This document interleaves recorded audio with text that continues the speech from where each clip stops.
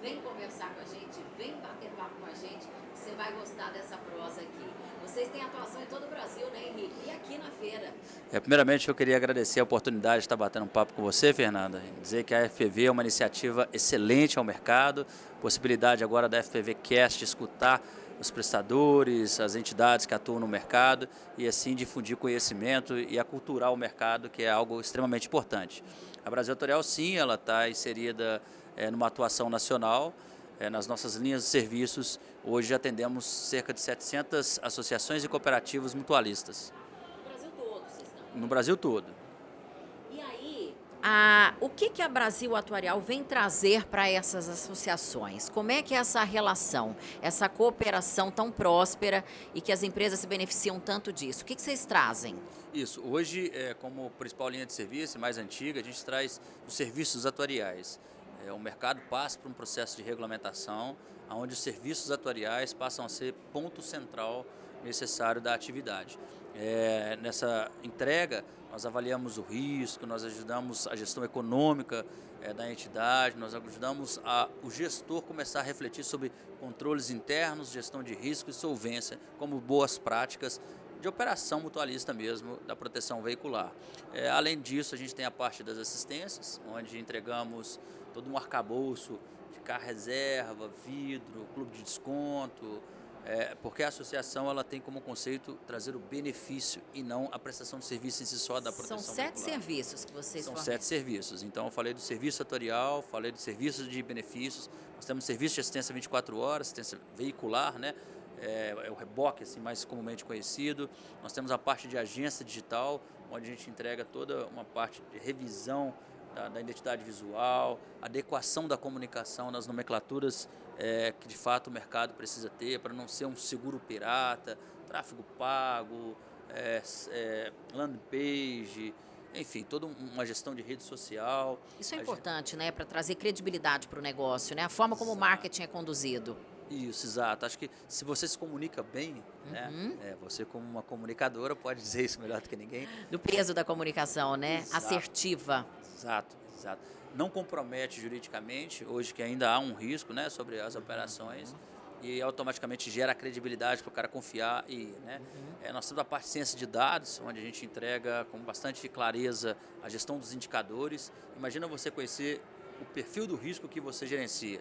Isso de fato é maravilhoso, é grandioso. Faz com que você consiga antecipar o problema, né? Exato, exato. Prevenir o problema. Exato, exato. Isso é muito interessante. Nós temos uma produtora de cursos agora, nós estamos lançando um curso recente sobre a introdução das associações e cooperativas no mercado de seguros, ao qual elas virão após a regulamentação. Então nós estamos ensinando ao mercado o que é o Sistema Nacional de Seguros Privados, o que é a SUSEP, o Conselho Nacional de Seguros Privados, quem são os protagonistas desse mercado, o quão a parte legislativa é importante ser compreendida para entender que não é um bicho de sete cabeças, apesar de complexo ser o mercado segurador. Parece complexo, né? A quantas anda a regulamentação? Em que pé que está essa discussão e o quanto já avançamos? Então, hoje a gente entende que, pautado o projeto de lei, que tem o seu parecer já definido e fechado, a gente vai estar a poucos passos da regulamentação. Então, foi assim, em 2023, o governo federal entrou com um projeto de lei para regulamentar a atividade, e esse projeto de lei andou super rápido, porque houve a pensação no projeto de lei anterior. Né? E então começou uma discussão nova, onde SUSEP e Ministério da Economia estão dentro desse debate, e aí nesse contexto começou-se a buscar os caminhos efetivos para as associações manterem também, porque no texto inicial só havia as cooperativas. E esse trânsito ocorreu, concluiu-se esse parecer, está com o relator Vinícius Carvalho, para pautar e votar. Uma vez pautado e votado, aí o cenário entra numa outra perspectiva, porque votado na Câmara Federal e dando certo, ele vai para o Senado. Passando no Senado, ele vai para a sanção do presidente, que foi quem entrou com o projeto de lei. Então, a gente acredita que esse ano, possivelmente, a gente tem um desfecho positivo. A perspectiva é para esse ano. Exato, exato, exato.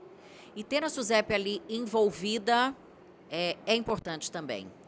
Na realidade, assim, como autarquia do governo federal que monitora, que é a xerife das relações comerciais, disposição patrimonial, reposição patrimonial, gestão de risco, que é o seguro, Aham. cabe a ela, com quase 6 décadas de experiência, ser nomeada ali, né? Até pela facilidade e a proximidade que a proteção veicular tem do seguro, e ela já faz isso de todas as seguradoras que operam no seguro de automóvel.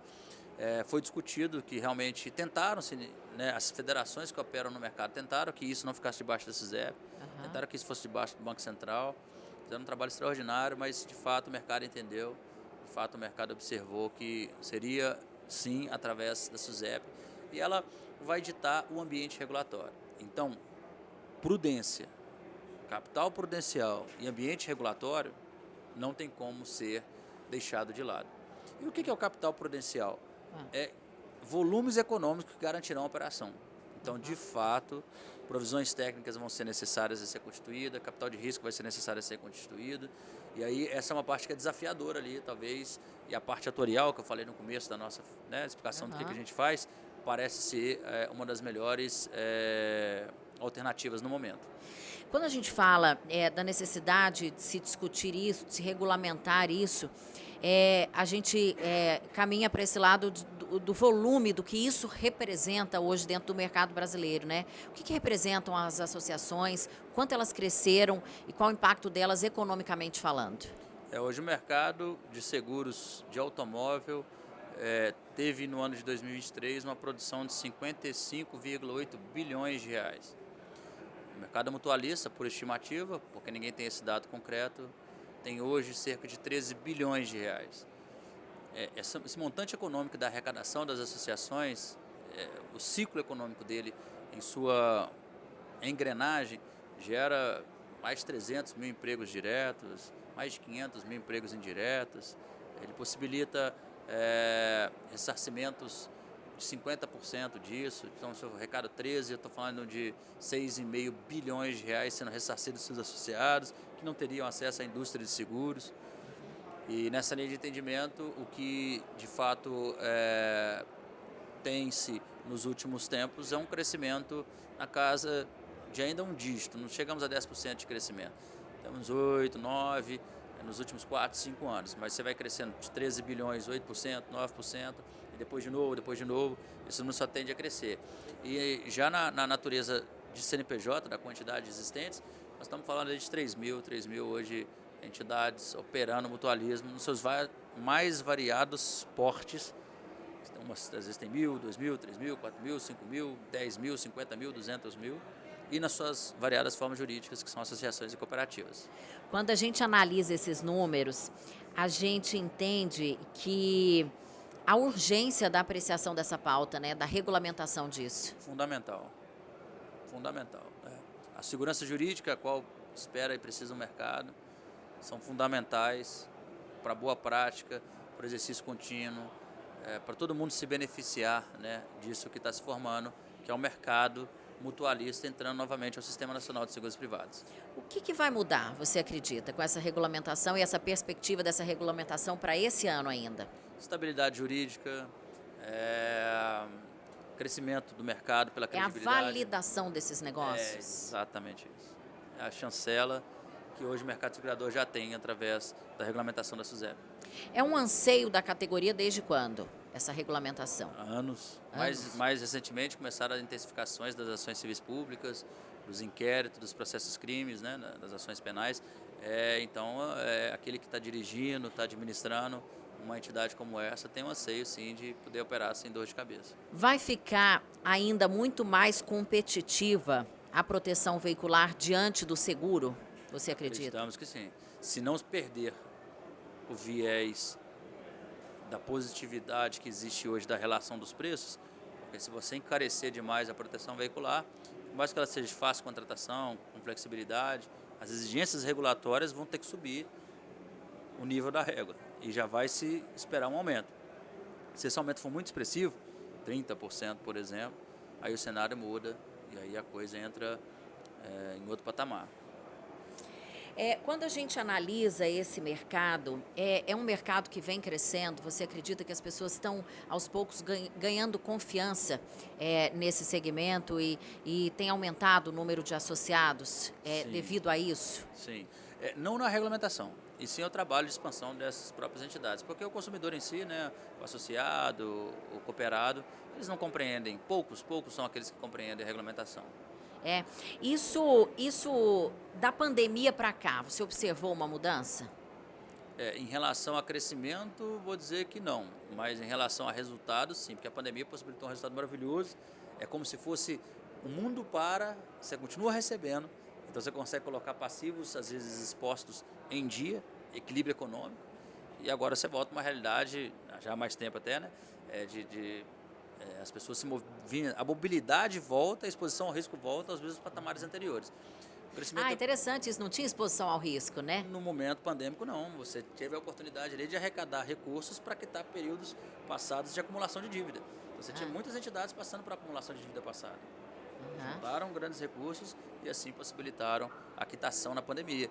Você tinha lá março, abril de 2020, maio, junho, julho, a galera pagando, a inadimplência estava alta, mas se você recebesse 70% da sua receita com 10% do gasto que você tinha anteriormente, você parava muito mais recursos. E esses recursos eram utilizados para quitar os períodos passados. Ele foi muito importante para o mercado, foi muito importante, muito positivo. É interessante demais a gente analisar essa perspectiva da pandemia diante dos mais diversos segmentos, né? Sim. Que eu tenho percebido aqui nessas conversas, aqui nesse podcast, é que para o segmento de proteção veicular foi positivo. Foi muito positivo. Olha muito positivo, isso. exatamente.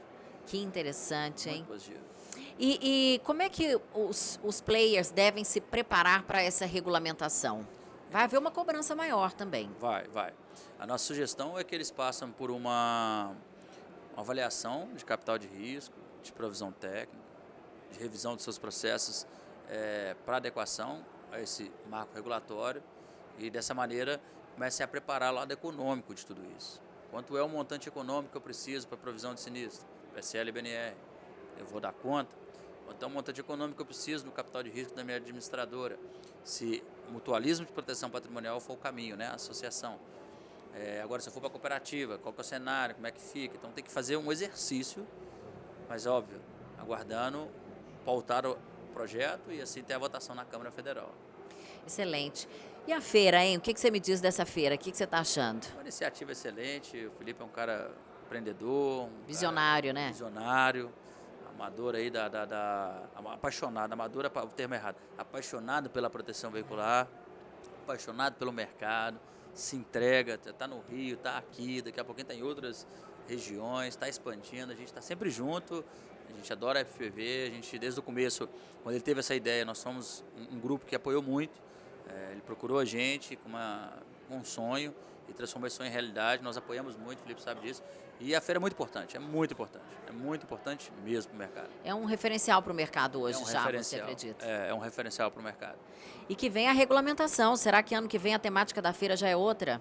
Eu creio. Todo mundo regulamentado? Eu creio. Com certeza eu creio que a temática seja hoje. A régua vai subir, né? Isso. E agora, como fica? E agora, dentro do mercado regulado, como é que você está lá dentro da SUSEP?